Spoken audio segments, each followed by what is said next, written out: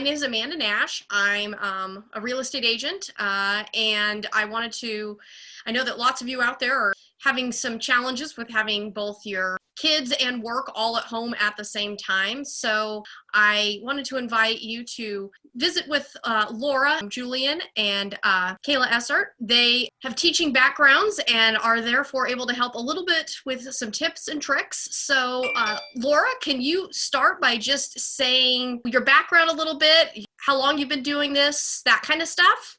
I have homeschooled my kids for the last 6 years. I have a master's degree in education from USC. I've spent pretty much my entire life dealing with education. So I've been in the classroom for the last 8 years. I have a bachelor's in elementary education. I've taught everything from kinder through 5th grade. I have a 7-year-old and a 4-year-old at home with me now.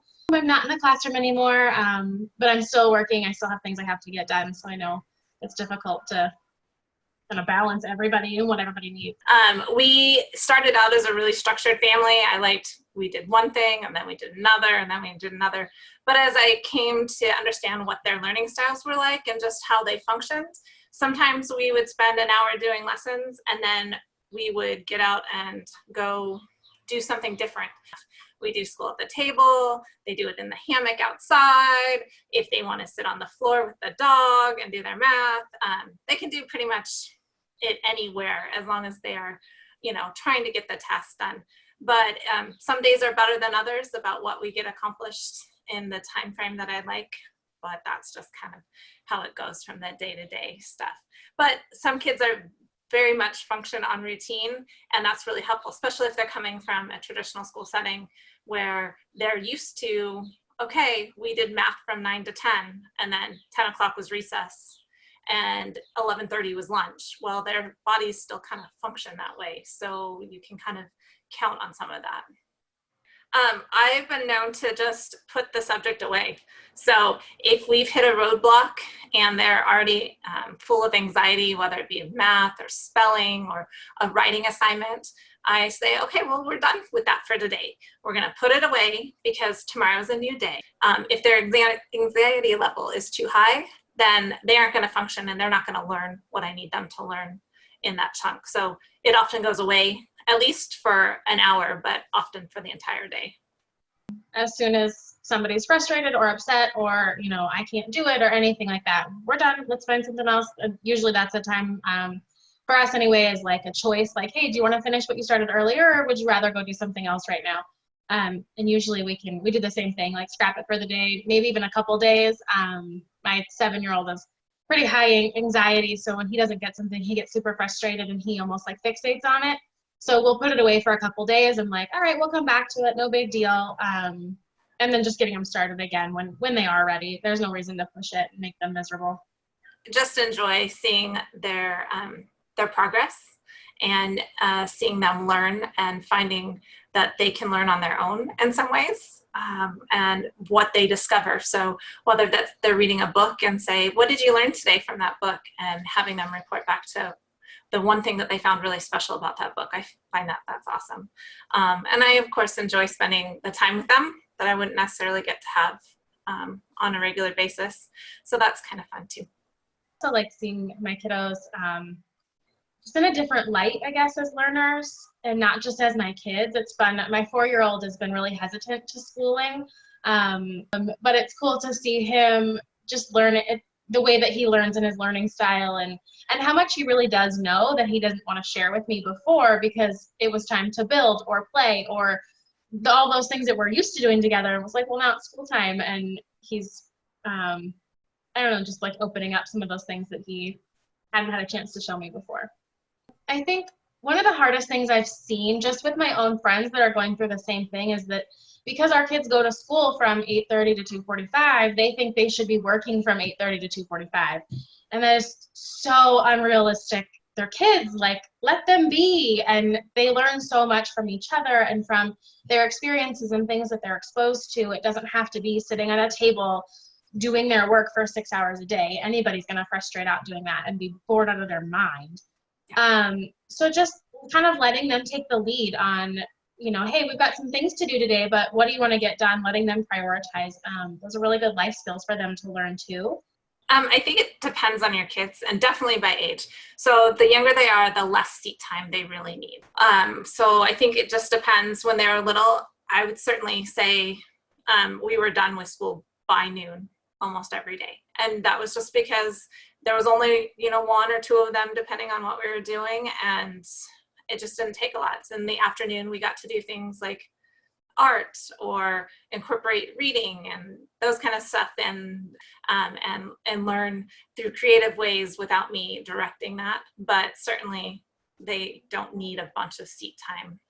They'll find something to do, whether that's they pull out some old blocks or they pull out pages to color, or maybe they just go wander outside and look at the birds that have decided to come into the yard, or maybe, those kind of things. So being quote unquote bored is actually a good thing for the kids to figure out what to do.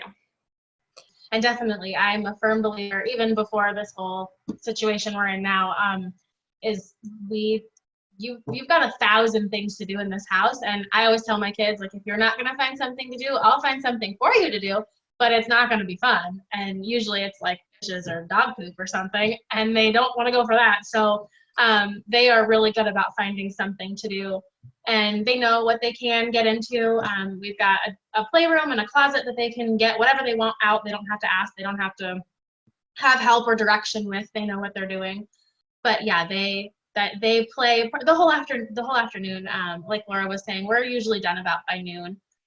We have lunch, and then they're on their own. And I'm checking in, obviously. And most of the time they're playing by my feet as I'm working, and they love it. It's kind of fun. What rewards do we have?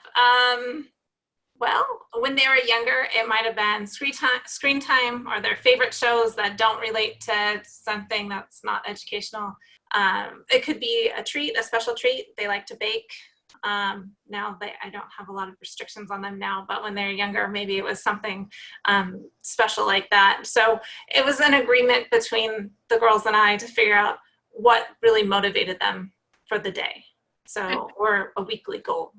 It might be we need to finish everything on our task list, or maybe we just find the top 5 things, or we, when they were younger, it might have been behavior oriented. The other thing is that they know the flow, that it is part of their academics.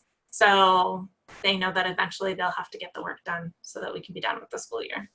We have a couple different things. Typically we spell on the boys' bathroom mirror, we spell out somewhere that we want to go. Like the dinosaur museum, we'll spell out dinosaur, and every like task that's completed, or following directions the first time, those kinds of things that are not always what's happening in my house.